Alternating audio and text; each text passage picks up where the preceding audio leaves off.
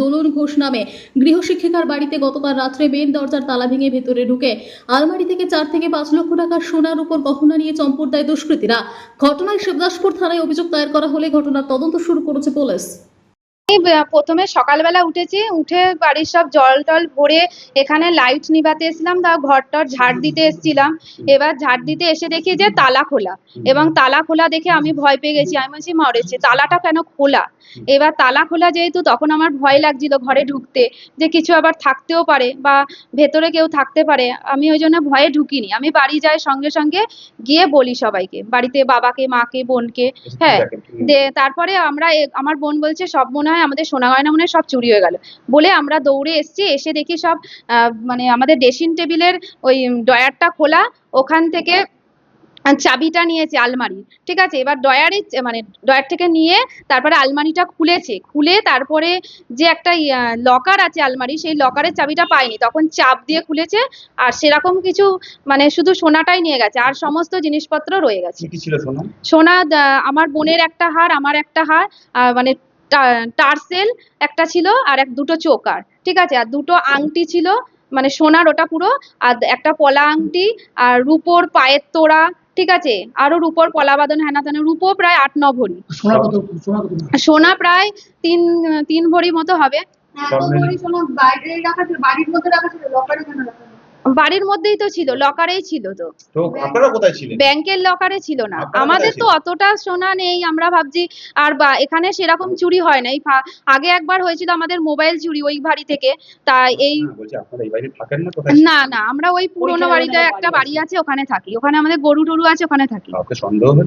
সন্দেহ আমরা সেরকম ভাবে বুঝতে পারছি না। আমরা তো কাউকে মানে না দেখে সন্দেহ করাটা তো ঠিক নয়। পুলিশকে জানিয়েছি, পুলিশ তো পুলিশের কাজ করছে। সিসিটিভিতে দেখা গেছে, মানে ওই আমাদের তো সিসিটিভি নেই, বুবাইদার আছে, ওনারা মানে ওনাদের সিসিটিভিতে দেখেছি হাফ প্যান্ট পরে আছে, মানে হাঁটুর নিচে অব্দি দুজন। আর রাত 12টার সময় একজন টর্চ দিয়ে দেখে গেছে, আর 2:17 নাগাদ এই ঘরের মধ্যে ঢুকছে, এইটুকুনি দেখা গেছে। মানে আমার চাই মানে যে সোনাটা নিয়েছে তাকে আমি বলছি, তার যদি কোনো প্রয়োজন থাকে টাকার, সে যদি চায় অবশ্যই তাকে দেবো, কিন্তু মানুষের এরম ভাবে ক্ষতি করার দরকার ছিল কিনা আমি জানি না। আর সব থেকে বড় কথা, আমার যে এতটা পরিশ্রম, আমরা যে বয়সে, এতটা ছোট বয়সে আমরা যে এতটুকু করেছি, সেটা নিজের পরিশ্রম আর নিজের যে সারাদিন মেহনতির জন্য। আমার হাজবেন্ড এমনি একটা প্রাইভেট কোম্পানিতে কাজ করে, আর ওদের চাষবাস আছে। আমি ওখানে থাকি না, আমি আমার বাড়িতেই থাকি। আমার বাবা এসে দেখে গেট ভাঙা, তালা নেই, আর গেটটা খোলা। গেট খোলা না, গেট এমনি দেয়া ছিল, এমনি দেয়া আছে।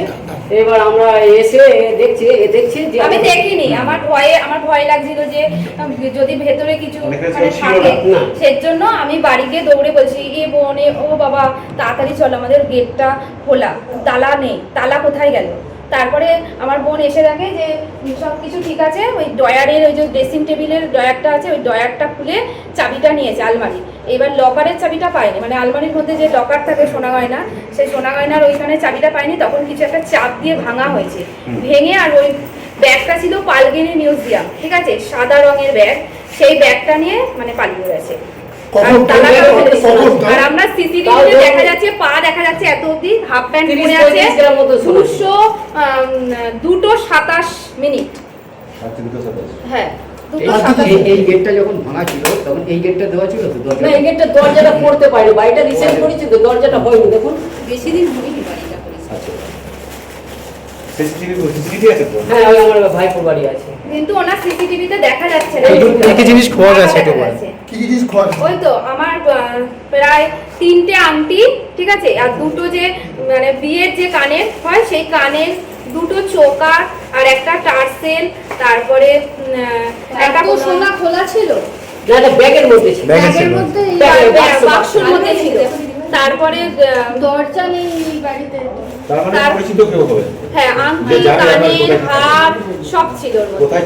আর দুটো ছোট মানে সিম্পল কানের, পরার মতো কানের, ঠিক আছে, এই সবগুলো ছিল। টাকা পয়সা কিছু ছিল?